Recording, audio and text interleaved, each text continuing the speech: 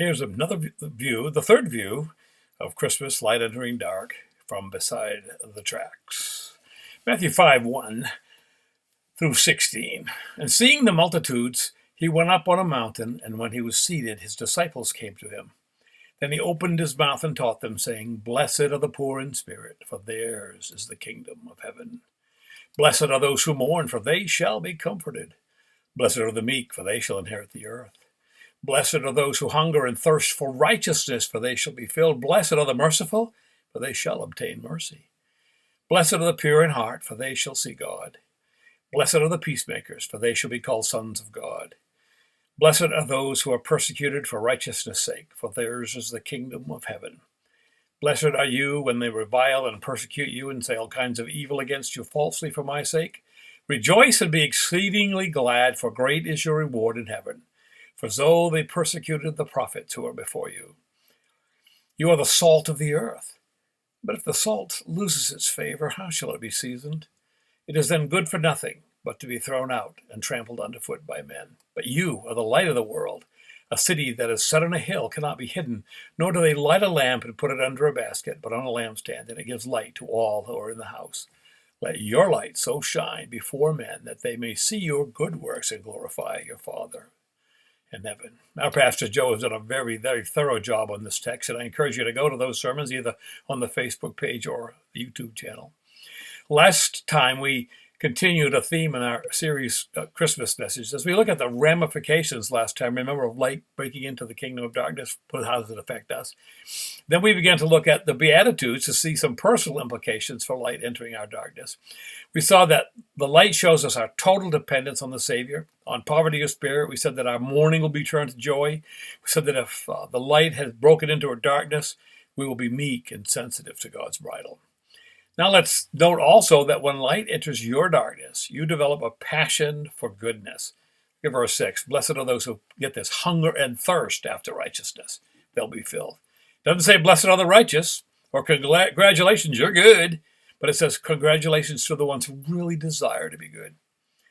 I'm one of those music wannabe people. I enjoy playing at my guitar, and I know I'll never be a great musician. I'm not one. But I really wanted to be. And so I kept plodding. Now, you guys know me. There's no earthly way I can be described as good, but I want to be. You're like that, I trust. If you really know Jesus, you are, there is inside of you a desire to please God. His Holy Spirit comes in and makes you want to be holy. He wants you to be, makes you want to be righteous, but you fail. You do the same things over and over and over and said, how can I do that again?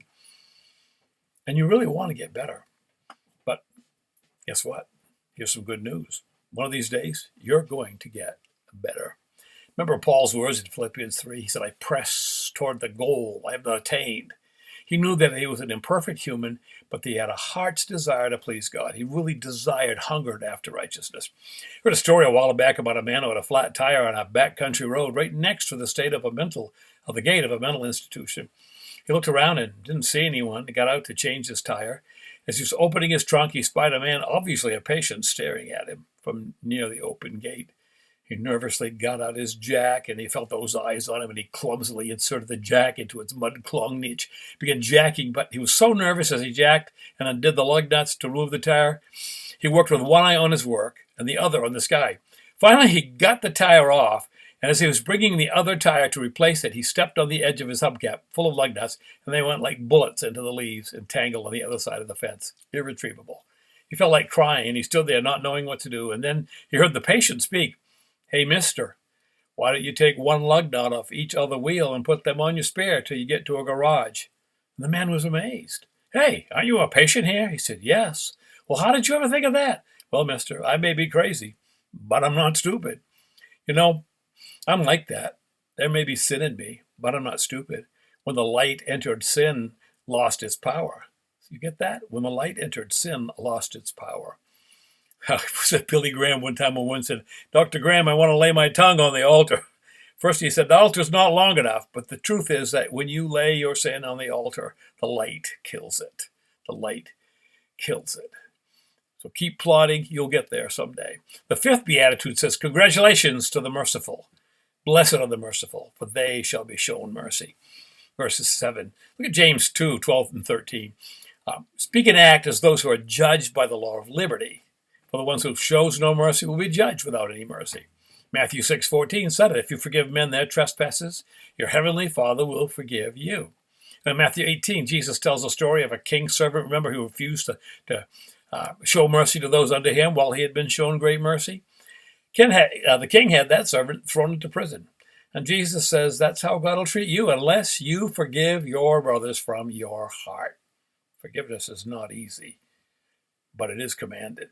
Doesn't mean that they didn't do wrong. It just means that you choose to take the balance that you feel they owe you and transfer it to God's account.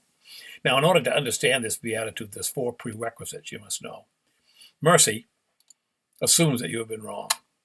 There's a Pollyanna syndrome, which assumes that most people are good at heart and that when bad things are done to you, they really didn't mean it. Let me tell you something. They really did mean it. There are mean people in this world, and you were one of them. There are calculated people in this world, and I'm one of them. I heard about a little boy whose family lived down south. His dad was a Civil War buff. He practically worshipped Robert E. Lee. He had spent much of his life studying Lee and knew him inside and out. One day at dinner, a little boy was misbehaving, and father spoke to him, and then again, and the third time, he sent him to his room. As he was leaving the room, he turned and said angrily, "Dad, let me tell you something. I think Robert E. Lee stinks." Little boys can be like that. Guess what? Big boys can be like that too, and big girls. So I want you to understand that mercy is irrelevant unless people do bad things to you for bad reasons. And then that's one prerequisite to understanding. The second is real mercy assumes that you can somehow get even. Mercy is a myth if you don't have the power to get even. You ever been wronged? I remember once when my wife stumbled and hurt her leg really bad because someone had left the pony cart on a dark path where she had to walk. I also remember the fury and the rage I dealt out and the hard labor the culprit was put to. But God's teaching me. A few years ago, a man drove right into the side of my car, planting his bumper right near where my wife sat. And God helped me to be merciful, to bite my tongue before I said anything about driving licenses from Sears and Roebuck or anything else. God is teaching me, don't get revenge, be merciful. Mercy is only relevant when you have some way to get even. Third, mercy presupposes that you will act appropriately. The Greek translates Jesus' Hebrew word, and the Hebrew word goes beyond just being a do-gooder. There's nothing more inane, I guess, than people who act out of guilt to help God out. That's a do-gooder. That isn't mercy. It isn't you smiling down on some benighted heathen saying, "It's okay, whatever you did." The idea of this word is getting into someone's skin, think the way they think, feel what they said. The Berkeley translation of that verse is, "Oh, the bliss of the man who gets right inside other people until he can see through their eyes, think with their thoughts, and feel with their feelings, for he will find that others will do the same for him and will know that is what God and Jesus Christ has done for you." So if you identify with another person, understand motives, will you always write off the offense? No. If you really get inside and really show mercy, you'll do the right thing mercifully. Sometimes that means saying no. Sometimes that might mean jail. Sometimes mercy says, "I won't be manipulated by you," because it wouldn't be good for you. Sometimes mercy is letting people face the consequences of their action. The French say, "To know all is to forgive all," but that's not true. To know all is to know some things that may need to be dealt with. So mercy means getting into someone else's skin, inside, understanding why they did something, and then gauging the appropriate merciful reaction. Did you get that? Getting into someone else's skin, inside, understanding why they did something, and then gauging the appropriate merciful reaction. Steve Brown tells of a bank president and a church employee who was fired. Now, he went in and didn't change his mind, but he said, "I'll give you a half hour," told him what he had done wrong and how to do better. That's biblical mercy. He had to fire someone, but he told them why and gave him mercy. Fourth, mercy also presupposes that you'll recognize your own need for mercy. If you got into the skin of your adversary, do you know what you'd find out? You'd find that you're just like him. There are people here that look at you in the church building in this your arena and say, "Boy, they have it all together. I wish I was as spiritual as that." Let me tell you a secret. If you're looking at them, then don't. And if you ask them and they were honest, they say, "Whoa, If you look inside me, you'll be shocked because I have the same insecurities that you have. You'd be surprised to find that they are a lot like you. Al Quie was once the governor of Minnesota. He was also the man who discovered a little-known law and decided to go to jail in place of another man. And he went to the judge and asked to take the man's place. And the man, Chuck Colson, commented on that particular occasion, said, "I knew at that moment, beyond all possible argument, that Christ lives. Nothing less than the presence of a living God could make a man risk so much for another." But Al had to struggle with it. He said that at first he was at a news conference when he found out about Chuck, and he didn't want to be seen with him. And he was about to leave when a reporter from the Time magazine asked him, "Governor Quie, are you going to visit Chuck Colson?" And he thought for a minute, and then he said, "Yes, I am." And the reporter said, "Chuck Colson's a very lucky man." What happened to Al Quie? He saw something inside of himself that wasn't very good, and he was able to identify. And from that identification, he was able to show mercy. When you show mercy, you're not a good person bestowing favor on a benighted enemy. You're a bad person who recognizes it and that it could have been you. Now, I want you to do something for me. I want you to, right now, think of the people who have done something bad against you this year. You got them in your mind? I want you to think of the people who have really gone after you. Got them in your mind? Okay, now I want you to think of the ways that you're going to get back at them. Got that in mind? Okay, now let it go for Jesus' sake.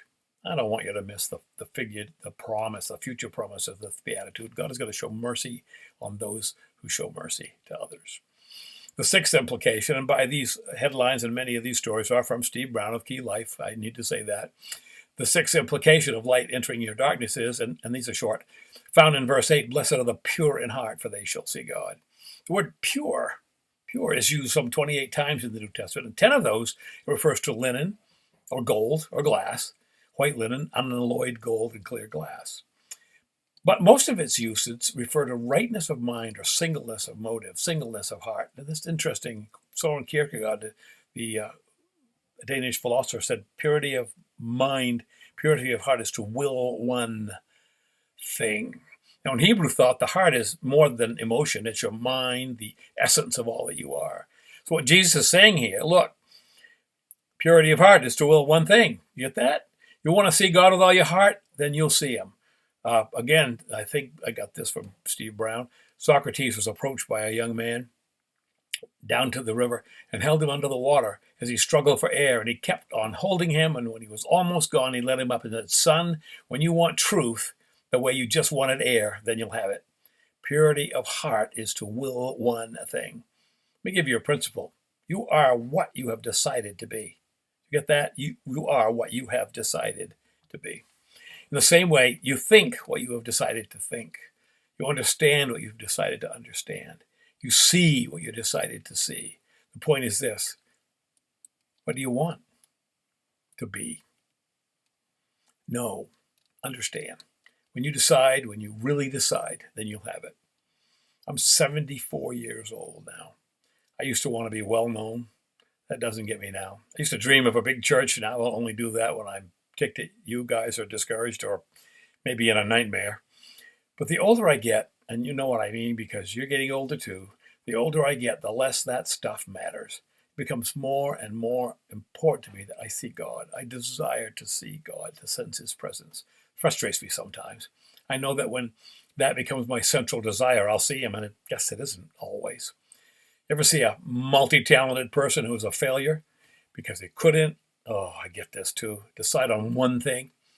And a one gifted, talented purpose who grabbed that talent and went to the sky with it? Let me tell you something.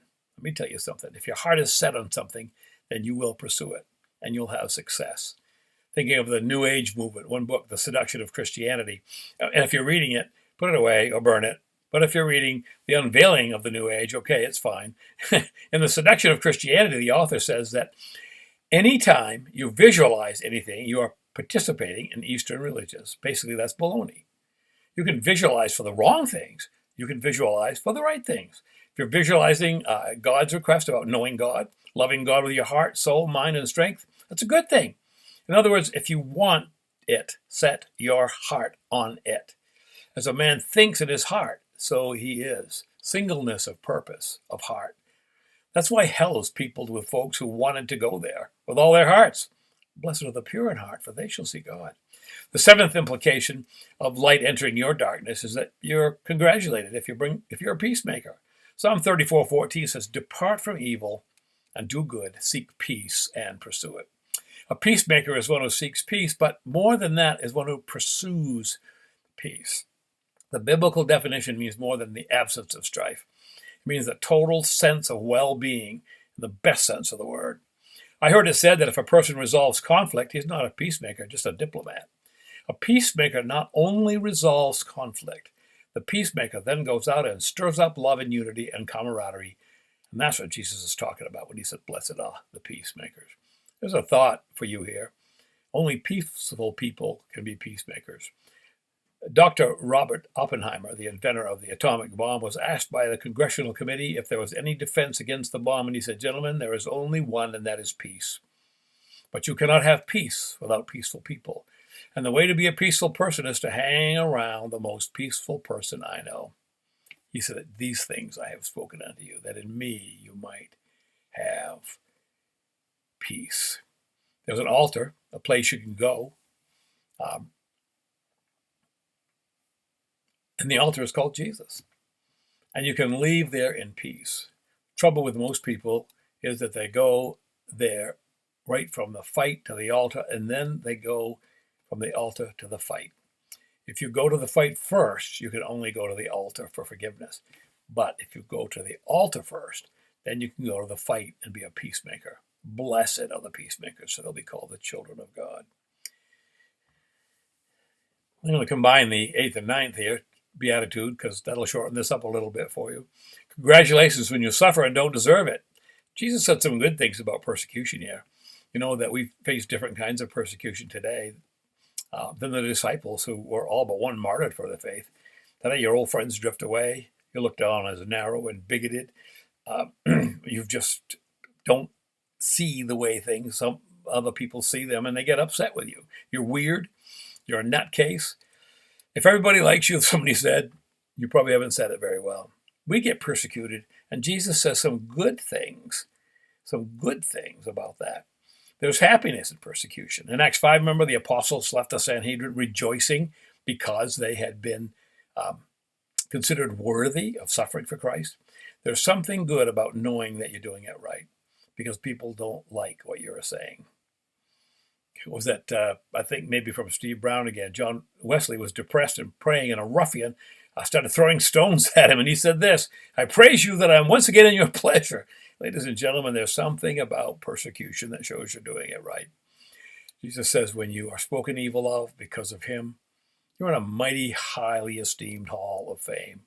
Hebrews 12, following the faith hall of fame. That means you could look up and say, "Hey, Peter, Paul, Isaiah, how am I doing?"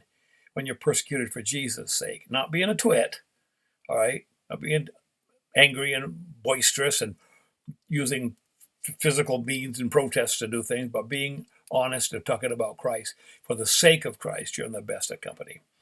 I want you to see the reward of this too. It is great, and it is in heaven. And every time you get nailed for Jesus, put it in your Matthew 5:11 file and say, "God, bring them on." And when you're slandered and spoken against, remember that someday we'll all stand before Jesus, and all the books will be balanced. G. Campbell Morgan wrote a poem for his commentary on this verse. "The fog's on the world today. It will be on the world tomorrow. Not all the strength of the sun can drive it away." Yesterday and today have been heavy with care and sorrow. I should faint if I did not see the day that is after tomorrow. The cause of the people I serve today in impatience and sorrow once more is defeated, but yet will be done the day that is after tomorrow. And for me, with spirit elate, the mire and the fog I press through, for heaven shines under the cloud on the day that is after tomorrow. Friday's the day of crucifixion. Sunday is the day of resurrection. Maybe you're standing in the Friday of your life right now. Maybe your husband or wife thinks you're a nut because you believe these things. Maybe your employee or your fellow employees think you've gone around the bend and make jokes about you. It's okay. It's okay. This holiday season, this Christmas season, remember the day that is after tomorrow. Now you ponder that. It's a message from beside the tracks.